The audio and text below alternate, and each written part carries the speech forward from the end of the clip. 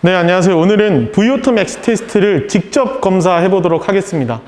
저희가 소프트웨어를 개발한 게 간접 측정 소프트웨어인데 실제 간접 측정하는 소프트웨어 피트 트레드밀에서 예측되는 VO2 Max도 확인을 해보면서 직접 화면에서 직접 테스트하는 VO2 Max랑 어느 정도 차이 나는지도 한번 가볍게 비교해 보고요.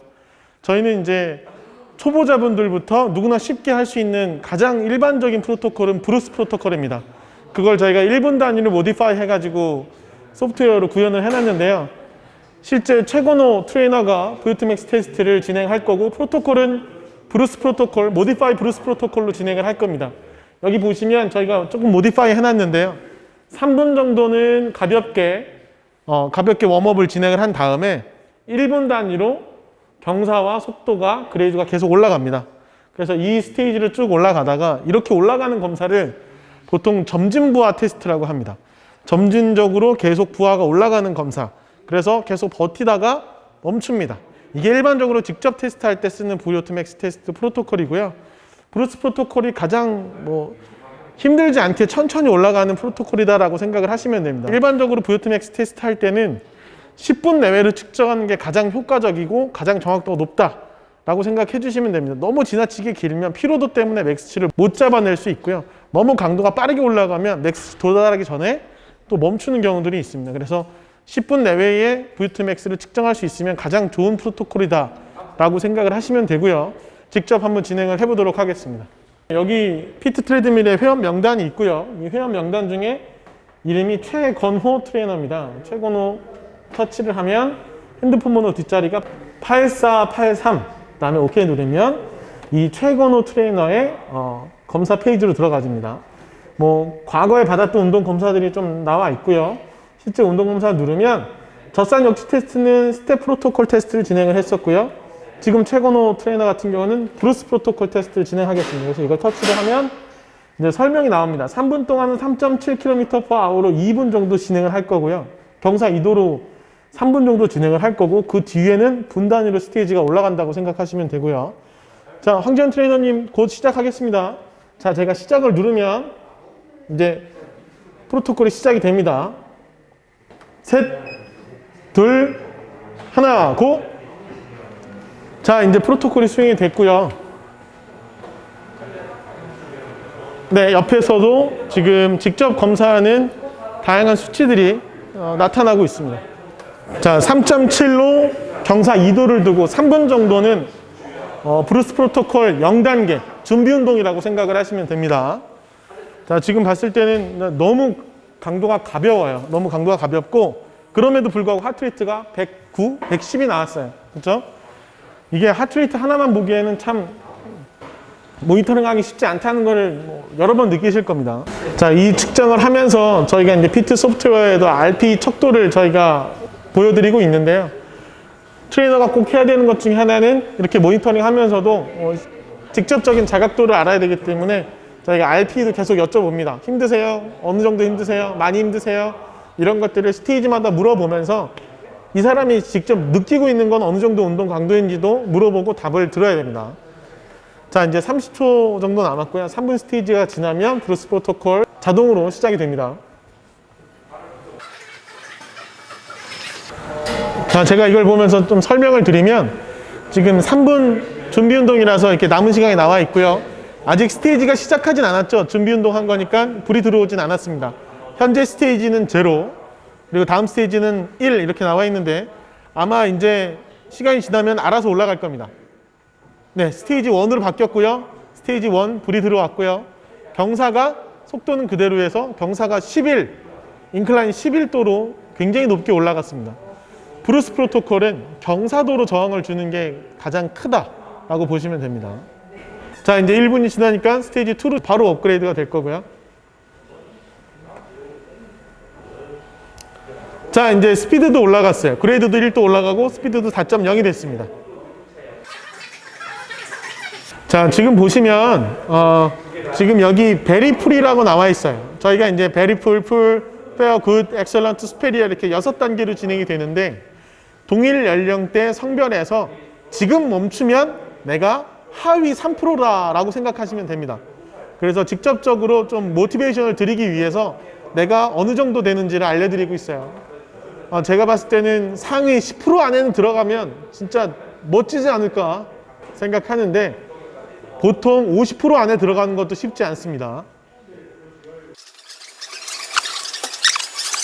네, 지금 브루스 프로토콜 현재 스테이지가 3단계고요. 현재 하트레이트는 130 정도 나왔습니다. 아직 뭐 노멀한 수준이고요. RER 값이 0.9 나왔다고 하는 거는 아직은 수월하다라고 생각하시면 됩니다. 보통 VO2 맥스 테스트를 하면 RER 값이 한 1.2까지 올라가야 된다 생각하시면 됩니다. 제가 1.25까지 올라가는 분 봤는데 만약에 1.0대에서 멈추게 되면 이 검사가 좀 적응이 안 됐거나 좀 맥스까지 도달하지 못한 채로 종료되는 거예요. 그래서 1.2 정도까지 가는 데까지 트레이너가 계속 치열업 시켜서 올려야 되는 부분이 있고요. RER 값이 1.25 막 이렇게 굉장히 높은데도 하트레이트가 엄청 높은데도 불구하고 검사자가 계속 하겠다라고 하는 사람도 있어요. 그럴 때는 뭘 봐야 되냐면 아직은 그래프가 누적되지 않아서 좀 산발적으로 나오는데요. 검사를 종료하는 기준은 뭐 RER 값이 1.2가 넘어가거나 하트레이트가 맥스치 200까지 올라가거나 그러면 트레이너가 종료해도 됩니다. 근데 보통 종료할 때 피험자가 힘들어서 못하겠다라고 하면 그때 종료를 하는 거예요. 점진부하 테스트는. 그리고 두 번째로는 여기 그래프를 보면 계속 그레이드가 올라가기 때문에 이 경사가 올라갑니다. 경사가 계속 올라가는데 어느 순간부터 운동 강도는 높아지는데 올라가지 않고 계속 그 자리에서 머물 때가 있어요. 그러면 더 수행할 수 있어도 종료하는 게 맞습니다. VO2 max가 안 올라가요. 그러면 가장 높은 곳에서 스테이디 하면 그냥 종료하시는 게 맞습니다. 근데 반대로 계속 올라가고 있는데 내가 힘들다라고 하면 조금씩 더 치열업을 시켜서 가장 높은 범위 내에서 스테이지 한 대까지 쭉 끌고 가면 가장 좋은 거예요. 근데 보통 선수들은 그런 수준까지 올라가는데 일반 분들은 이제 올라가다가 멈추는 경우가 대부분이에요. 그래서 우리는 끝까지 열심히 해주세요. 끝까지 열심히 해보세요. 화이팅 해보세요. 이렇게 치열업을 해야 되는 겁니다. 자, 지금 현재 스테이지 6이고요. 6이란 얘기는 6분대의 스테이지를 하고 있다라고 생각하시면 되고 지금 베리풀이죠. 이 베리풀이라고 하는 거는 14% 나왔습니다. 14% 나왔으면 만약에 지금 힘들어서 종료하면 내가 내 동일 연령 성별 100명 중에 85등이다 라고 생각을 하시면 됩니다. 자, 조금 더 화이팅 하시고요. 실제 피트 트레드밀에서 이렇게 구현을 해드리면서 모티베이션이 되기 때문에 나는 적어도 상위 50% 안에 들어갈 거야 이런 모티베이션을 겪으면서 조금 더 열심히 하게 됩니다. 지금 마스크를 차고 브루스 프로토콜을 진행을 하지만 마스크가 없어도 브루스 프로토콜 피트 트레드밀에서 수행을 하시면 VO2 max를 측정할 수가 있고요. 조금 앞으로 붙어 보시겠어요? 네. 종료하는 기준 중에 여러 가지가 있는데 앞으로 붙어서 계속 수행을 해줘야 됩니다. 네, 앞으로 붙어서 수행을 해주셔야 되고요. 강도가 높아지다 보면 뒤로 밀려요. 그때 한 번, 두 번 앞으로 가라고 이야기를 해드려야 됩니다. 그래도 계속 뒤로 밀리면 그때는 멈춰주시는 게 안전상에 도움이 됩니다. 자, 이제 힘들어지기 시작했어요. 지금 RER 값이 1.0 정도 됐고요. 자, 이제 달리기 시작했습니다. 하트레이트 180 나왔고요. 지금 RER 값은 1.08, 그쵸? 쭉 올라가 보겠습니다.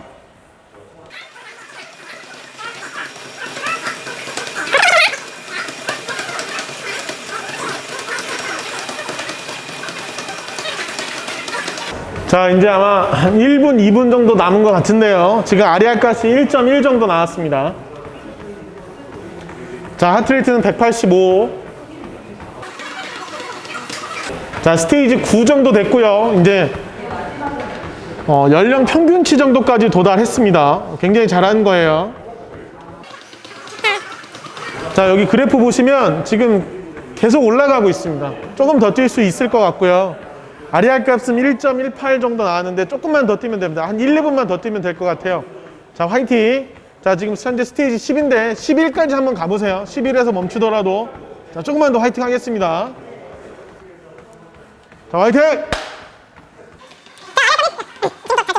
자, RER 값 1.2, 1.2 넘었고요. 1.2, 1.21. 자, 조금만 더 화이팅 하겠습니다. 앞으로 붙고, 하트레이트 200. 자, 호흡수 50까지 올라갔고요. 자, 호흡 더 크게 잘 쉬면서 더 빠르게 가보겠습니다. 자, 나 힘들다 3. 죽겠다 5. 자, 이제 곧 종료가 될 것 같은데요. 예, 이제 종료가 됐어요. 예, 종료가 됐고요. 쭉 이렇게 올라갑니다. 쭉 이렇게 올라가는데 딱 종료 시점에 보면은 약간 스테디예요. 근데 조금 더 진행하는 걸 보고 싶었는데 굉장히 힘들어서 여기서 종료를 했고요. 지금 이 정도 스테이지에서 마무리한 거 굉장히 잘한 겁니다. 굉장히 잘한 거고요. 지금 RER 값 1.2에서 잘 종료된 것 같아요. 하트레이트도 거의 맥스까지 갔고요. 네, 지금 여기 이제 결과지가 나왔습니다. 브루스 프로토콜을 진행을 했고요. 실제로 VO2 max가 51.5가 나왔고 연령 평균보다 훨씬 높게 잘 나왔습니다. 최대 매치 값으로 보면은 한 거의 15매치 정도 나왔었고요. 100분위를 봤을 때는 100명 중에 한 18등 정도 했습니다. 그러면 레벨로 치면은 엑셀런트 한 겁니다. 굿 이상의 엑셀런트고 엑셀런트 다음이 수페리어인데 엑셀런트 하다라고 보시면 되고요. 굉장히 잘하셨습니다. 지금 평균치는 연령대 평균치가 43.6인데 지금 브루스 프로토콜 했을 때는 51.5 정도 나왔습니다. 제가 봤을 때는 지금 이 최건호 트레이너는 브루스 프로토콜을 진행하는 것보다 램프 프로토콜을 진행하는 게 아마 맥스값 계산하는데 훨씬 더 효과적이지 않을까. 이건 초보자 검사인데 초보자 검사하지 않아도 될 것 같습니다. 오늘 수고 많았고요. 네, 잘하셨습니다. 자, 그러면 제가 여기서는 51.5가 나왔고요. 직접 이 리포트에서는 수치가 몇 나오는지도 한번 확인을 하고 마무리하도록 하겠습니다. 네, 최근호 트레이너가 호흡가스 분석 장비를 직접 착용하고 브루스 프로토콜로 VO2 max 테스트를 진행을 했습니다. 13분 정도 넘게 진행을 하다 종료를 했는데요. 지금 보고 계시는 첫 화면은 직접 호흡가스 분석 장비를 통해서 측정된 VO2 max의 데이터라고 보시면 될 것 같습니다. 여기 이제 노란색으로 표시되어 있는 게 Absolute Maximum Value라고 써 있죠. 46이라고 측정이 되어 있고요. 현재 직접 측정 장비를 통해서는 VO2 max가 46이 나왔다라고 보시면 됩니다. 아래쪽 화면에 제가 이제 네모칸 노란색으로 3개를 이렇게 색칠을 해놨는데요. 뭐 평균적으로 뭐 다양하게 평균치를 보고 있지만 VO2 max 측정은 이제 저희가 이제 5초 단위로 나눠 봤을 때 15초의 평균이 제일 높은 걸 VO2 max로 산정을 하고 있습니다. 저희도 이렇게 배워서 이렇게 계산을 하고 있고요. 직접 이 장비에서도 46 정도로 밸류를 잡고 있습니다. 자, 그런데 두 번째 보여주시는 리포트는 저희가 이제 피트 트레드밀에서 브루스 프로토콜을 수행을 하면서 소프트웨어에서 측정된 최대 산소 섭취량의 예측치입니다. 51.5가 나왔어요. 이제 1.5m 정도 차이가 나기 때문에 꽤 차이가 난다라고 볼 수도 있습니다. 1.5m 정도 차이가 나는데 젊은 남자의 경우 조금 과대평가되어서 데이터가 나옵니다. 이제 초급자나 일반인들 누구나 다 점진부하 테스트는 손쉽게 할 수 있는 검사인데요. 저희가 성별이나 연령대 개수를 함께 계산해서 지금 데이터를 최적화시켜 나가고 있기 때문에 관련돼서도 이런 갭 차이를 이런 검사를 통해서 조금씩 줄여 나가고 있습니다. 자, 연령 평균은 43.6이고요. 둘의 차이가 어느 정도 차이인지 아래 진단 그래프를 보시면 굉장히 차이가 많이 벌어져 있는 걸 볼 수 있습니다. 그 말은 지금 차이 자체가 8 정도 차이 나는데 굉장히 큰 차이라고 보실 수 있고요. 100분위로 따졌을 때는 상단 표시에 100분위 84%로 나왔습니다. 그 얘기는 100명 중에 동일 연령 성별 내가 16등이다 라고 표현되고 있고요. 지금 여기 페이스 같은 경우는 이제 저희가 브루스 프로토콜을 진행을 했지만 2.4km 테스트를 하는 걸 최종 목적으로 두고 있습니다. 일반적인 분들은 브루스 프로토콜을 누구나 하면서 점진부하 테스트로 이런 VO2 max 테스트에 대해서 적응을 하고요. 최대 부하 테스트 같은 경우는 5분, 초급자분들은 5분 테스트도 굉장히 좀 과대평가 나오는 수치가 좀 나오고요. 12분은 중급자 테스트, 2.4km는 고급자 테스트입니다. 결국에는 초급자에서 중급자, 그래서 고급자까지 2.4km 런 테스트를 하는 목적으로 저희가 가이드를 하고 있기 때문에 2.4km 검사를 한다면 14.3km/h로 검사를 완료했을 때 지금과 같은 VO2 max가 나올 수 있다라는 것을 저희가 이제 예측해서 알려드리고 있고요. 평가로 치면 excellent 나왔죠. 굉장히 좋은 겁니다. excellent 나왔고요. 자, 여기 밑에 보시면 심폐 나이가 있습니다. 심폐 나이는 20살인데요. 내 최대 산소 섭취량이 어느 연령대 평균이냐라는 걸로 심폐 나이를 알려드리고 있고, 20세 평균보다 좋으면, 가장 좋은 게 20세이기 때문에 20세로 표현을 하고 있습니다. 이제 옆에 컨트롤 조절이라고 되어 있죠. 자, 여기 컨트롤 조절 같은 경우는 페이스 같은 경우는 2.4km/h 빠르고요. 100분위 같은 경우는 34% 높다. 매측값 같은 경우도 2.3 높다. 그리고 VO2도 7.9ml 정도 더 높다. 이렇게 해서 평균보다 얼마나 내가 높은지 낮은지 이런 것들을 조절해서 알려드리고 있습니다. 자, 밑에 평균치 비교를 볼까요? 평균치 비교 같은 경우는 지금 14.3 정도 나왔어요. 근데 내 연령대 성별 평균은 12km/h에서 2.4km를 완주한다라고 보시면 될 것 같고요. 옆에 시간은 브루스 프로토콜의 시간입니다. 이제 10분 5초에 완료를 했죠. 근데 평균적으로 내 연령대에 있는 사람들은 8분 12초에 완료를 한다. 그러니까 내가 한 2분 정도 더 수행하고 종료가 된 거죠. 굉장히 잘한 겁니다. 그래서 여기까지가 저희가 이제 평가의 진단과 평가에 해당하는 부위고요. 그 다음은 이제 러닝 인텐시티입니다. 달리기 강도를 아래에 알려드리고 있는데요. 이제 팻번이라 그러죠. 노 패티그. 피로가 발생되지 않는 수준. 저희는 이제 여기서는 VO2 max 리저브의 60%를 잡고 있고요. 저희가 W랑 R로 표현되는 건 VO2 max가 낮은 분들은 이 속도가 달리지 못하는, 그러니까 걷기 속도일 수도 있습니다. 그래서 walking and run, 그래서 W와 R을 표시를 해놨고요.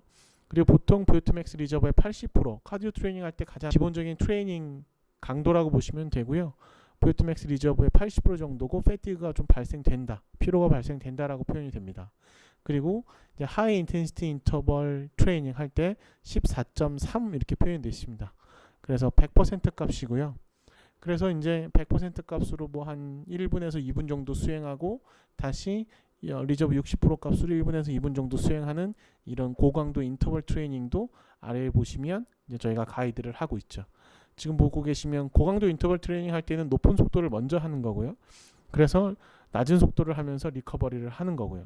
각각의 분당 소비 칼로리가 표현이 되어져 있습니다. 그리고 밑에 보면 400kcal를 소비하려면 2분 2분씩 하는 걸 한 번 리핏이라고 봤을 때 6.3 리피테이션을 하면 400칼로리를 소비한다고 하고요. 500칼로리를 소비하려면 한 7.9, 한 8번 정도 반복하면 된다. 8번에 한 번 리피테이션이 4분이니까 32분 정도 걸리겠네요. 자, 이만큼 트레이닝 볼륨도 저희가 가이드를 하고 있는데요. 일반적으로 한 번 운동했을 때 400칼로리까지 소비할 수 있는 체력을 키우는 걸 권장을 하고 있기 때문에 고강도 인터벌 달리기도 내가 몇 번이나 반복할 수 있는지를 챌린지하는 것도 중요하다라고 보시면 될 것 같습니다. 자, 그래서 야외 달리기 같은 경우도 저희가 이제 중간에 표기를 해놨는데요. 만약에 내가 30분을 달린다라고 하면은 리커버리 정도 되는 속도, VO2 max 리저브 속도로 달려야 되기 때문에 4.3km를 30분에 완주해보세요 라고 이제 목표치도 알려드리고 있고요. 그 다음 단계로는 VO2 max 리저브의 80% 정도 강도로 달리는 겁니다. 그게 3.8km를 20분 내로 완주하면 그 정도 달리기이기 때문에 두 번째 스텝을 알려드렸고요. 세 번째 스텝은 2.4km를 9분 51초에 완주해보세요 라고 하는 겁니다. 실제로 아마 9분 51초에 달리기를 하면 VO2 max가 현재 나온 것보다 조금 더 좋게 나올 겁니다. 그렇게 해서 챌린지를 이제 추천을 하고 있고요. 자, 두 번째는 질환자 가이드입니다. 고혈압이나 비만, 골다공증, 암질환자, 태사증후군 같은 경우도 세이프 존이 있어요. 5.7부터 시작을 해서 천천히 강도를 높여 나가면서 8.6까지 30분에서 1시간 정도 수행할 수 있는 걸 권장하고 있습니다. 근데 처음부터 하는 건 아니고요. 이 안에가 세이프 존이라고 표현될 수도 있겠지만 5.7로 30분 해보고 6.0으로 30분 해보면서 8.6까지 30분을 수행해봐라. 그리고 그 밑에는 이제 폐질환자나 당뇨병, 심장질환자나 이상지혈증은 조금 더 레인지가 높습니다. 그래서 5.7에서 11.5, VO2 max 리저브의 한 40에서 80%까지도 세이프 존을 두고 있기 때문에 점진적으로 각각의 속도를 수행하면서 강도를 높여 나가면 되고요. 꽤 높은 강도로 30분 이상 수행을 한다라고 하면 VO2max 테스트를 다시 할 필요도 있습니다. 자, 이렇게 해서 표현이 되어 있고요. 밑에 보시면 이제 최저가 달리기 프로그램인데 일반 분들한테는 좀 쉽게 표현을 하고 있습니다. 회복 달리기죠. VO2max 리저브의 60% 정도 속도로 아무리 못해도 30분 이상은 달려보세요라고 하는 겁니다. 걷기 속도일 수도 있어요. 그래도 걷더라도 30분을 유지할 수 있는 것. 가장 기본적으로는 듀레이션을 유지하는 거고요. 1시간 정도는 아주 가볍게라도 조깅할 수 있는 수준으로 만드는 게 가장 기본입니다. 그게 제일 어렵습니다. 아주 가볍게라도 1시간을 유지할 수 있게 하는 것. 그게 달리기 프로그램의 가장 기초적인 거라고 보시면 될 것 같고요. 자, 이제 맨 아래쪽 맨 우측에 있는 고강도 간헐적 달리기입니다. 지금 여기서 이제 저희가 업그레이드 하면서 고강도 간헐적 달리기입니다. 저희가 이제 2021년도에 TMT 리포트, 심폐능력검사 리포트가 업그레이드 하면서 수치가 조금 달라졌는데요. 일반 평지에서 속도를 가이드하기에는 너무 빠르기 때문에 인클라인을 6도로 고정을 했습니다. 이게 VO2max 리저브의 170%의 달리기를 하는 겁니다. 굉장히 빠른 강도이죠. 그래서 19.2km/h로 경사를 6을 두고 20세컨을 달리게 합니다. 그리고 휴식 시간은 동일한 20세컨을 진행합니다. 그리고 만약에 너무 힘들다 그러면 1대2 비율로 쉬셔도 괜찮습니다. 중요한 건 20세컨을 인클라인 6을 두고 19.2로 빠르게 달린 다음에 브레이크 하는 겁니다. 1대1 비율이나 1대2 비율로 브레이크를 하고요. 이걸 10번 정도 반복하시면 굉장히 높은 훈련 효과를 가져갈 수 있습니다. 저희가 이제 리포트 밑에 스프린트나 리커버리, 에어로빅 카파시티, 엔자임, 액티비티 이렇게 써져 있는데요. 유산소, 무산소적인 능력을 모두 향상시킬 수가 있습니다. 자, 근데 이제 고강도라고 붙어 있는 프로그램에 굉장히 취약점이 있어요. 일반 분들 그리고 트레이너 분들도 알고 있어야 됩니다. 누구나 다 고강도 운동을 할 수 있는 건 절대 아닙니다. 자, 고강도 운동을 할 수 있는 체력까지 키우는 게 목표인 거지. 처음부터 나는 검사를 받았으니 고강도 간헐적 달리기를 해볼 거야 라고 하면 100% 오버 트레이닝이 됩니다. 일단 기본적으로는 30분 정도, 그리고 권장하는 건 1시간 정도 아주 가볍게 러닝할 수 있어야 하고요. 한 번 내가 유산소 운동을 했을 때 원 세션에 400칼로리까지 소비할 수 있는 볼륨을 갖춘 상태에서 그 다음에 강도를 높여가는 겁니다. 강도를 높여가면서 시간을 줄여나가는 겁니다. 강도가 높아진다라고 하는 건 분당 소비 칼로리가 높아진다라고 하는 거고요. 내가 소비해야 되는 골 칼로리는 정해져 있기 때문에 시간을 줄여나가는 겁니다. 그래서 체력이 좋은 사람들은 시간이 줄어들면서 운동의 효과를 더 높게 갖고 갈 수 있는 거고요. 체력이 나쁜 사람들은 운동 강도가 낮기 때문에 오랫동안 하기도 어렵지만 오랫동안 해도 효과를 많이 갖고 가지 못하게 되는 겁니다. 아주 단편적으로 말씀을 드렸지만 그래서 체력을 키우고 유지하는 게 그만큼 중요하다라고 말씀드릴 수 있을 것 같습니다. 딜 트레이닝에 대해서 제가 표현하진 않았지만 트레이닝을 꾸준하게 하면서 체력을 유지하고 향상시키는 게 얼마나 중요한지 인지해야 된다라는 걸 좀 강조하고 싶고요. 자, 두 번째 페이지 말씀드리겠습니다. 자, 두 번째 페이지가 저희가 2021년도에 출시되는 두 번째 TMT 선수 트레이닝 프로그램입니다. 이제 개인 최적화 선수 트레이닝 프로그램이라고 표현을 해놨는데요. 저희가 이제 일반인 분들한테 기본적으로 한 30분에서 1시간 달리기, 고강도 인터벌 달리기는 빠른 속도랑 느린 속도를 반복해 보세요. 간헐적 달리기는 경사 몇을 두고 좀 빠른 속도로 20초간 수행하고 멈춰보세요. 이걸 반복하세요. 이 정도로 알려드리고 있으니까 일반 분들은 수행을 하는데 선수 같은 경우는 조금 더 디테일한 프로그램을 요청을 많이 했습니다. 저희가 이제 프로팀 같은 경우도 측정을 직접 나가서 프로그램을 제공을 하다 보니까 조금 더 정확하게 디테일한 프로그램을 받을 수 없겠냐, 각각의 프로그램에 대한 효과를 받을 수 없겠냐라고 이야기를 했었고요. 그래서 저희가 이제 다양한 프로그램을 어떻게 하면 구성을 할 수 있을까 레퍼런스를 좀 찾았습니다. 네, 그 전에 많이 배웠던 부분도 있었는데 그거를 활용하려고 했는데 활용하기 좀 어렵다라고 판단이 돼서 저희가 다시 새로운 프로그램을 구성을 했고요. 지금 3번 페이지 보시면 리뷰 논문인데요. VO2max 리저브라든지 VO2max라든지 하트레이트라든지 젖산 수치에 대해서 젖산 수치가 이 정도일 때 VO2max가 이럴 것이고 하트레이트가 이럴 것이다라고 하는 리뷰 논문을 냈어요. 그래서 이걸로 저희가 기준치를 잡을 수 있게 됐고요. 그리고 네 번째 페이지 보시면 이제 저희 같은 경우는 뭐 젖산력 치검사를 하게 되면 지금 보요토맥스 테스트를 했지만 LT1 값 2mm몰, LT2 값 4mm몰 기준으로 운동 강도를 설정해서 진행을 하는데, 보통은 이제 트레이닝 할 때 뭐 자전거 타시는 분들은 많이 알겠지만 FTP라 그래서 Functional Threshold Power라 그래서 여기에 퍼센테이지를 두고 프로그램을 많이 구성을 하고 있습니다. 그래서 리커버리 존이나 인듀런스 존은 굉장히 낮은 강도고요. 그다음에 스위스팟이라 그러죠. SST 트레이닝도 많이 하고요. 그리고 트레스홀드를 향상시키는 거, VO2max를 향상시키는 거, 어네로빅 카파시티를 향상시키는 것, 그리고 이제 아주 빠른 퍼포먼스 스프린트는 뉴로머스쿨러 컨트롤, 근신경계 발달, 파워를 향상시키는, 이렇게 아주 세그멘트를 많이 나눠놨더라고요. 실제적으로 체력이 낮은 분들은 그 존 자체가 좁기 때문에 이 세그멘트 나누어서 트레이닝 효과를 갖고 가기가 어렵습니다. 그래서 제가 적어도 1시간 정도는 가볍게 러닝할 수 있는 수준이 되어야 프로그램을 좀 세그멘트를 나누고 각각의 프로그램에 맞춰서 내가 수행할 수 있다는 걸 말씀드리고 있는데요. 그렇지만 저희가 FTP 프로그램 관련돼서 기본적인 베이스는 이렇게 되어 있다라는 것들을 보여드리고 싶어서 이 사진을 띄워봤고요. 5번 같은 경우도 저희가 이제 SST에 대한 부분을 스위스팟 트레이닝이라고 하는데, 여기 그래프에서 나오는 것처럼 트레이닝 이펙트는 가장 높습니다. 트레이닝 효과가 가장 높으면서도 맥시멈 듀레이션, 운동 시간 자체는 줄어들지 않아요, 많이. 그러니까 가장 좋은 효과를 내면서도 운동 시간도 줄어들지 않기 때문에 가장 효율성 높은 프로그램을 구성을 할 수가 있는 거죠. 이걸 이제 보통은 SST라고 합니다. 저희도 SST 프로그램을 저희가 이제 제공을 하고 있고요. 그래서 이 그래프를 한번 참고 삼아 보여드렸고요. 지금 이제 6페이지 같은 경우는 뭐 트레이닝 1 존부터 7까지 다양한 설명들이 나와 있어요. 저희도 이제 레퍼런스를 찾아다니면서 이런 것들을 비교 분석해가지고 강도를 설정을 잡았고요. 지금 7페이지 같은 거 보시면 각각의 존에 대한 설명이 조금씩은 다 다릅니다. 그래서 평균치 잡는 부분은 이제 리뷰 논문을 갖고 평균치를 좀 잡았고요.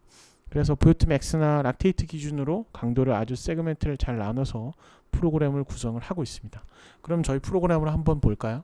자, 첫 번째는 빠른 회복입니다. 액티브 리커버리라고 하는데 20분 정도 수행을 하면서 근육으로 혈류량을 증가시키고 노폐물을 빠르게 제거하고 보다 많은 양의 영양분을 공급하는 능력을 향상시켜서 회복력을 통해서 트레이닝 결과를 기대할 수 있습니다. 빠른 회복력을 이제 기대할 수 있는 거죠.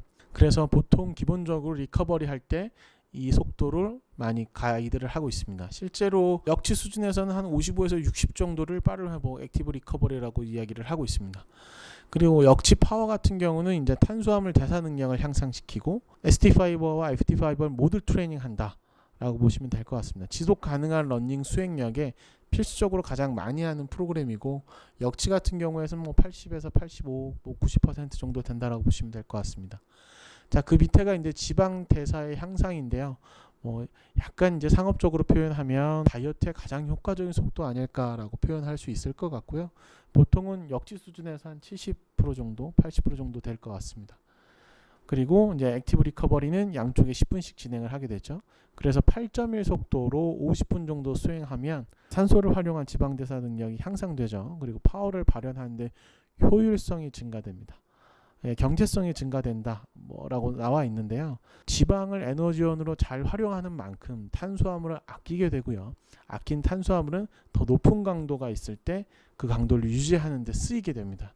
그래서 에너지 경제성이 증가한다라는 표현들이 많이 나와 있습니다.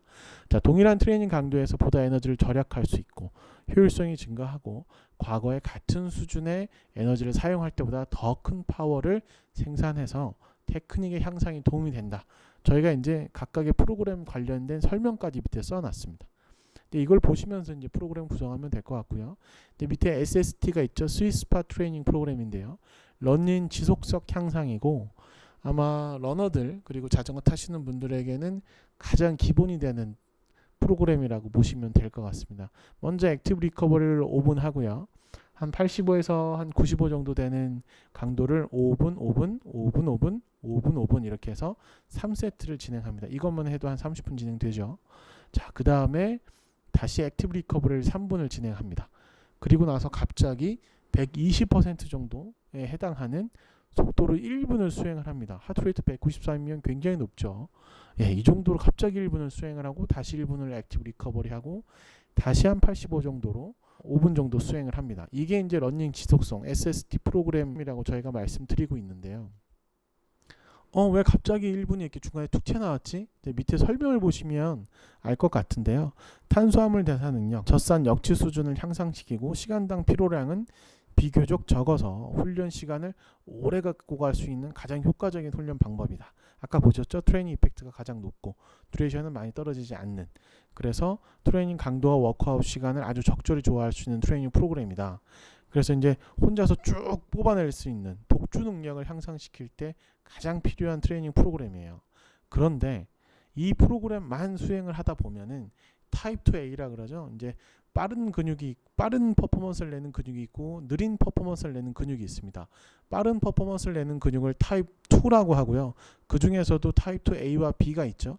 타입 2A 같은 경우는 타입 2B보다는 조금 더 스프린트성 능력이 적지만 또 지구성은 조금 갖고 있는 머슬이라고 보시면 됩니다.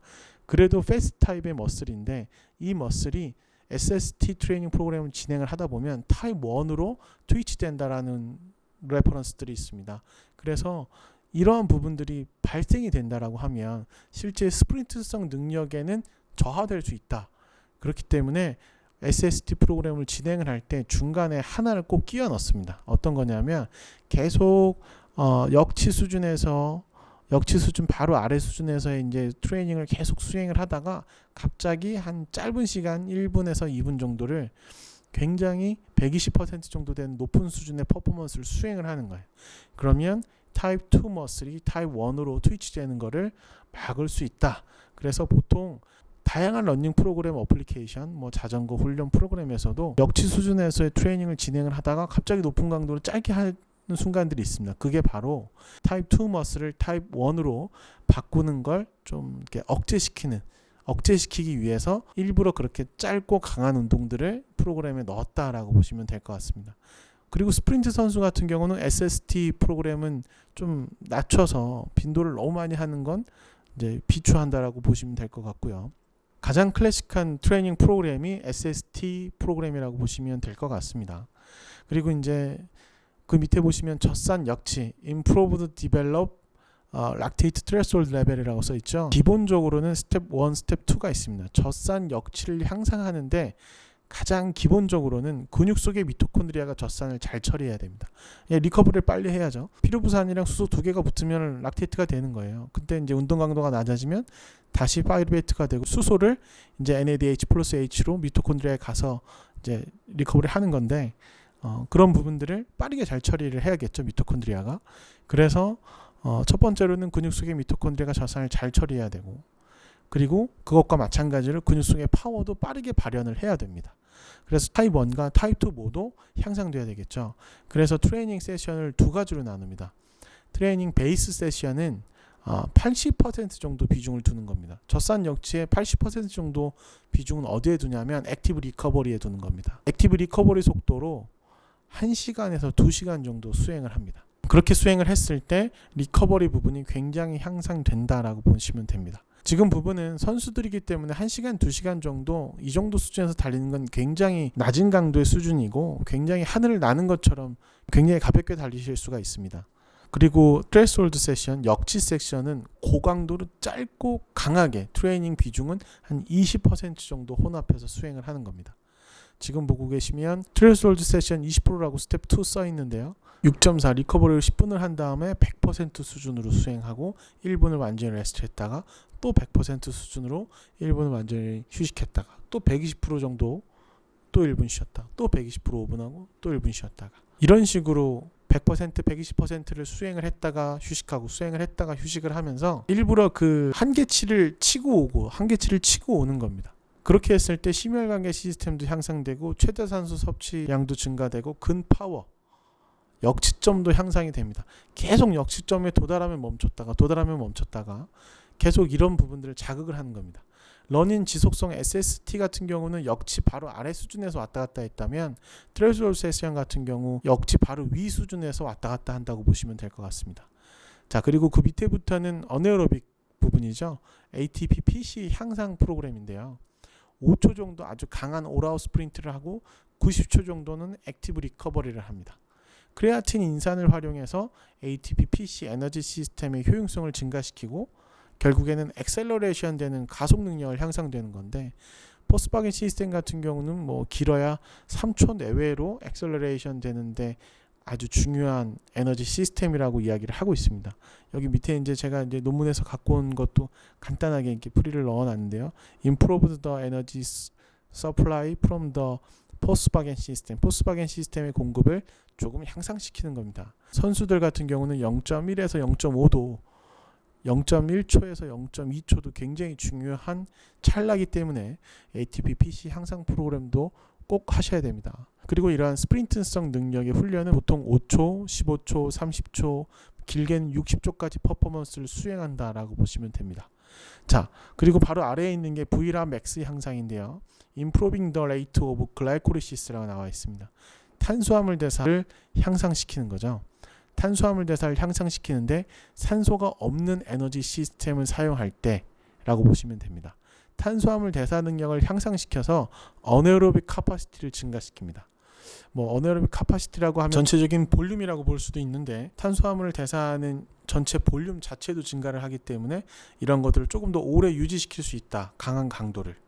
강한 운동 강도에서 견딜 수 있는 능력이 증가된다라고 제가 이렇게 써놨는데요.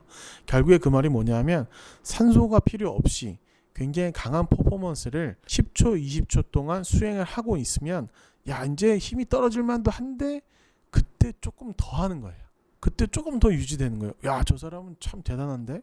이렇게 볼 수도 있는 거죠. 그래서 이제 유산소적인 능력이 아니고 탄수화물 대사, 글라이콜리시스를 향상시키는 걸 VRAM max 향상이라고 표현을 하고요. 이 부분을 향상시키는 데 들어가는 프로그램이 보통 30초에서 60초, 길게는 120초까지도 최대한의 퍼포먼스를 수행을 하라고 합니다. 저희는 이제 130% 정도에 해당하는 강도로 가이드를 하고 있고요.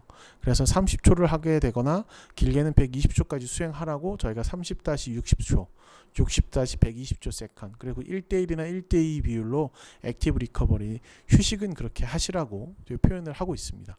그래서 버틸 수 있으면 30초 해보고 또 60초도 해보고 120초까지 수행을 해보시면서 실제 글라이콜리시스, 이 견딜 수 있는 능력이 증가되고 있는지를 계속 모니터링 하는 것도 트레이너가 꼭 해야 할 일이라고 생각을 하고 있습니다.